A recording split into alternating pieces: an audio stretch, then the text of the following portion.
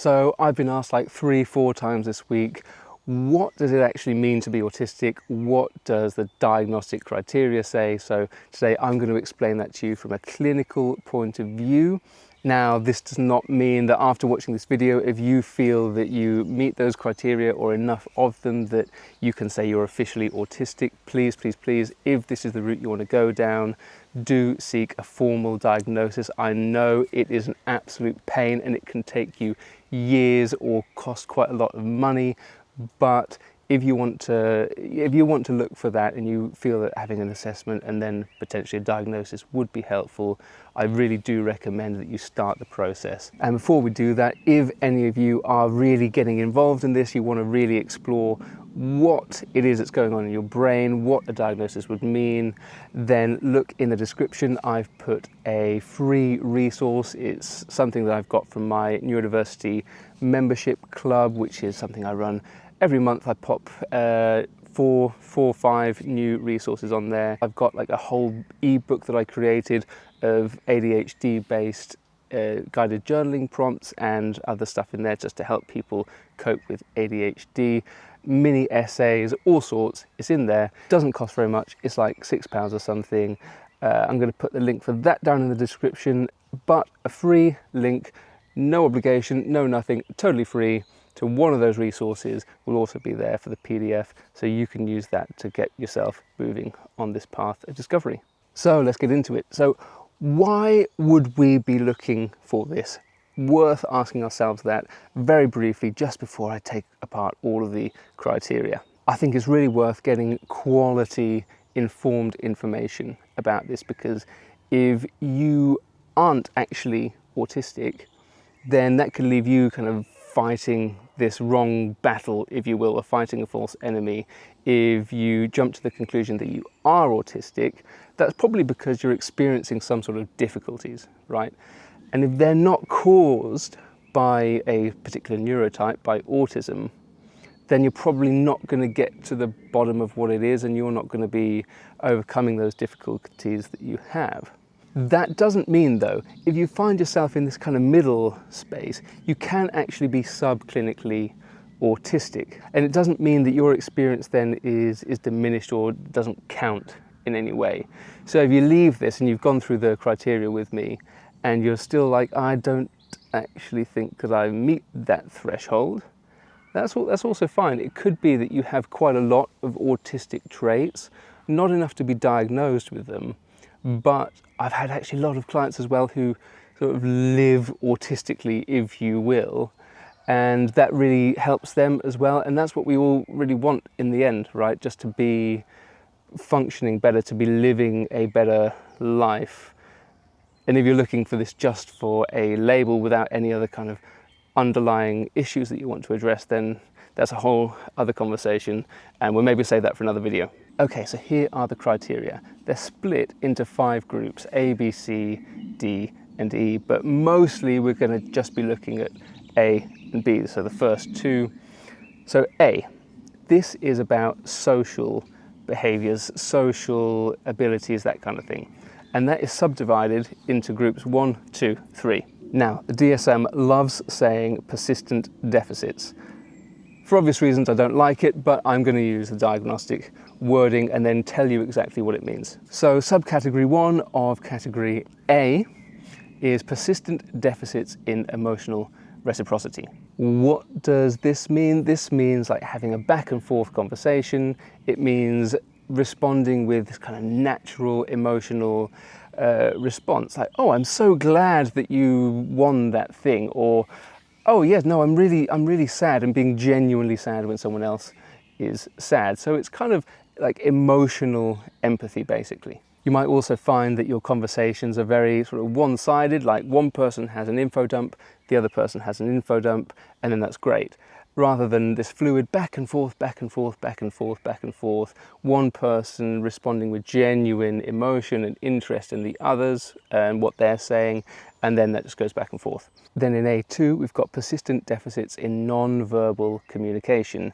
So these are your classics. These are eye contact. It's like this non-integration or poorly integrated hand or body gestures with what you're actually saying. Basically, you might not gesticulate at all, or your gestures might not really fit together with what you're actually saying, or they come at a slight delay, or they seem overly awkward. And then category A3 is persistent deficits in establishing and maintaining social relationships.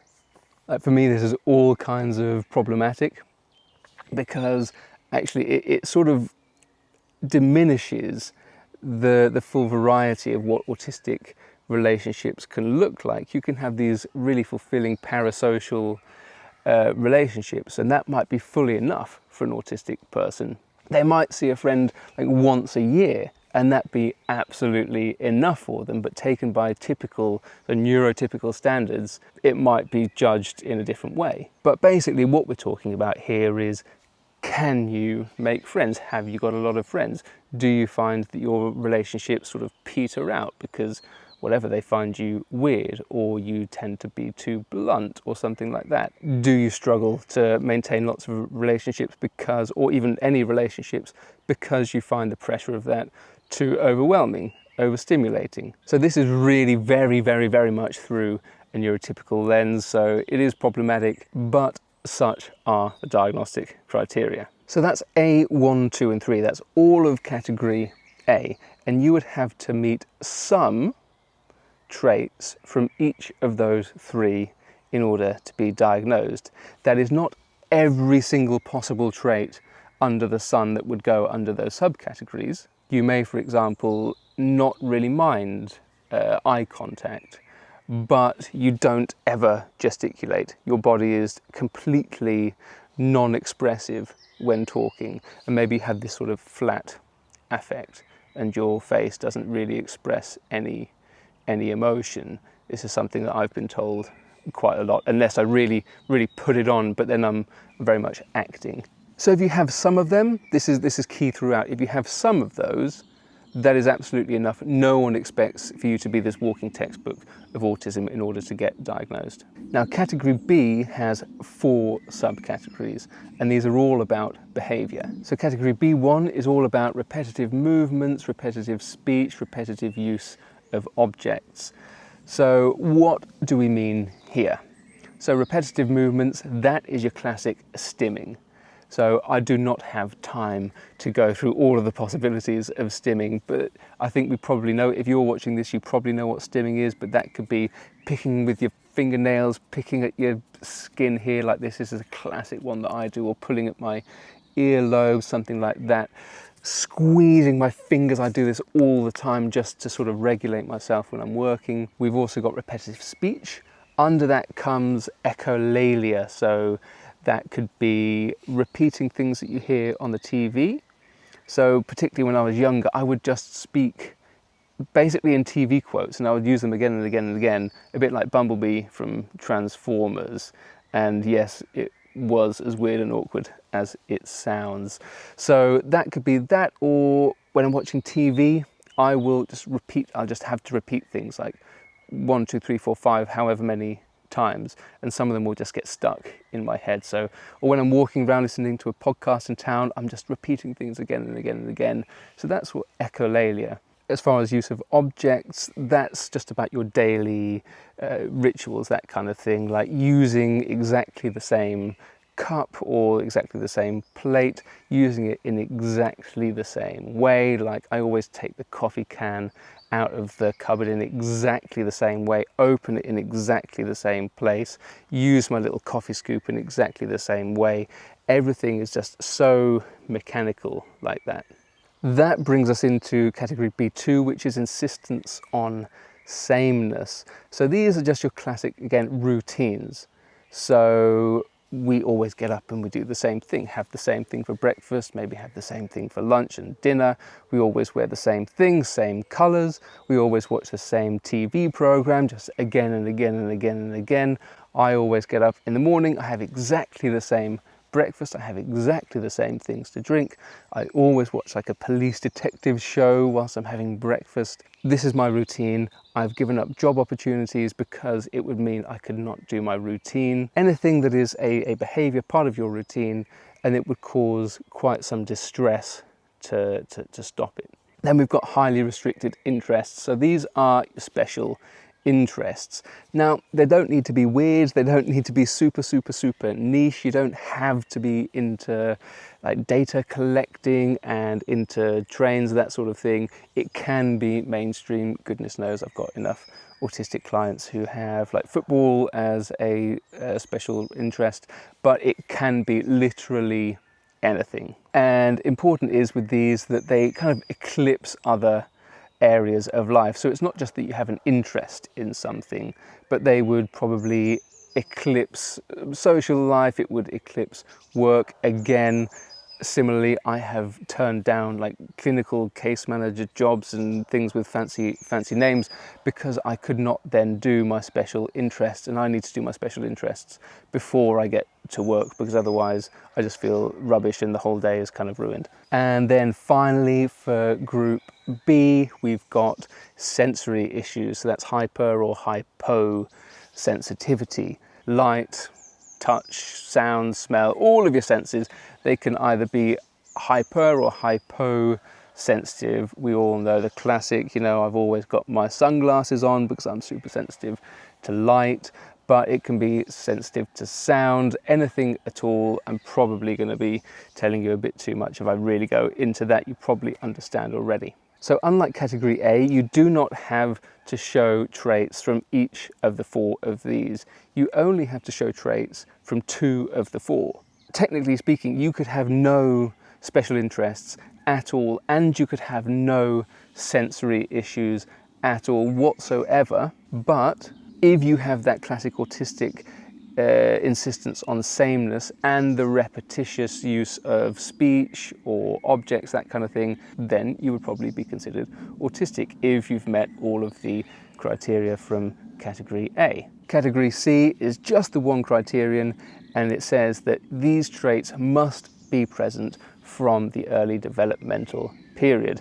That means basically from birth. It doesn't mean they must have been picked up at birth, but when you look back, even as an adult, and you're thinking, oh yeah, no, I did have quite a lot of time off school because I was like super overwhelmed, or back at the time, hey, it was the 80s or the 90s, we just said that I was just a bit of a weird one and that was it. But now we know better, and that would probably be seen as autistic, and that was there from the beginning. These things, all of these, whatever ones that you show in your autistic profile, they must be clinically significant enough to create some sort of impairment. So that doesn't mean you go out in peak summer and think, oh blimey, it's a bit hot and bright today, I don't like that. No, you'd have to be maybe experiencing that even in sort of lower light conditions, and it has to be like a problem. So like I would go out in a somewhat bright but not that bright day. Everyone else is fine with no sunglasses, but I'm like practically blinded. I cannot even open my eyes. So that is something of an impairment. If your insistence on sameness of routine is to the extent that, like me, you have turned down quite well-paying jobs because you can't do without your routine, then that is something of an impairment. If you really, really want friends, and by the way, studies show that the vast majority of autistic people do want friends, even if they don't have many or any, then that is a problem if you cannot make or maintain relationships. And E, final one, just to say that all of this, if you're experiencing it, it doesn't have a better explanation. So if we're talking about autism, it's not better categorized as ADHD or trauma. There's a lot of overlap between all of these, so that is really worth considering. But by the time you've gotten to category E, most of the time you're pretty sure that it's not something else. Okay, and that is it. We've gone through all of them. I wonder how much of that you see in yourself. Do let me know. How is that? Does that change anything about how you see yourself? Was it helpful? Do let me know. I'd love to know. And if you're on this journey, like I said, look in the description for a free resource. Just, to get the juices flowing, get you reflecting on this a little bit more, considering would you want to do this? Would it be helpful? Why do you want to do it? And that's it for today. I'll see you in the next video.